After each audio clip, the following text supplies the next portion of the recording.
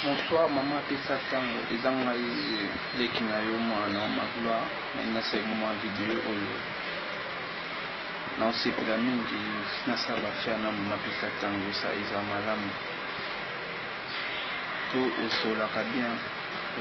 relation ya Facebook elinga misu mosika misu ya bebisa yango alinga te kobebisa nayo po oza mama opesaka conseil malamu ebine na kozala na bato donc soki ezalaki lokola yo na même na mokili pe mboka pe kobonga na grâce na yo oyebi kosola okopesa otoedike pe masi mais na kosepela tosala bafere wana yo osala malamu tandika yo bajeune mosu na kini bazobebisa vi na mwana makabu ozoba mais nasali constant eza na susi na ngai na moki nabetaki oyebi na telefone ezalaki bato nyonso eza sur na telefone te mais oyeba kaka comme ya mopolo donc ezala kaka susi na ngai ezali ke na travail na yo tosala ya mingi susu na nsima na yo na kosala ya mingi mpe mosusu nzambe nde asengeli tokutana ngai na po tosala relation oyo toza nango ti lelo eza lokola tozalaka déjà mais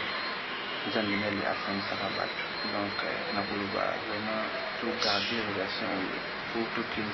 topesa mpe lisolo na bato mosusu ndenge tobandi ndenge tosusa nzambe ebanda azala na biso na ebandeli mpe ntina suka ya molongo na biso nayebi keno nzambe na bwato bafia bafleur ebele okende liboso mosana okende liboso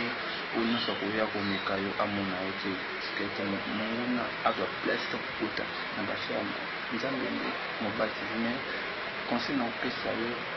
mama na ngai sara na ngai kotika nzambe na yo te nyonso osalaka ezalaki ya mabe ya malamu tya nzambe noka lepreuve lelo ozwi te totanzala na lelo tokozwa donc nzambe nde ayebi oyo oyaka liboso na biso oyo na nsima toyebi te nzambe nayebi eti na biso aveni na biso ya lobi donc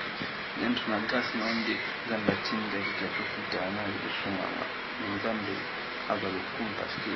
eza na pasi ozaki na susi ya bato nzambe akotika yo te mama sera na ngai nasepelaka na bainterview nosalaka nasepelaka ngo fort mosina vani otalanga bien non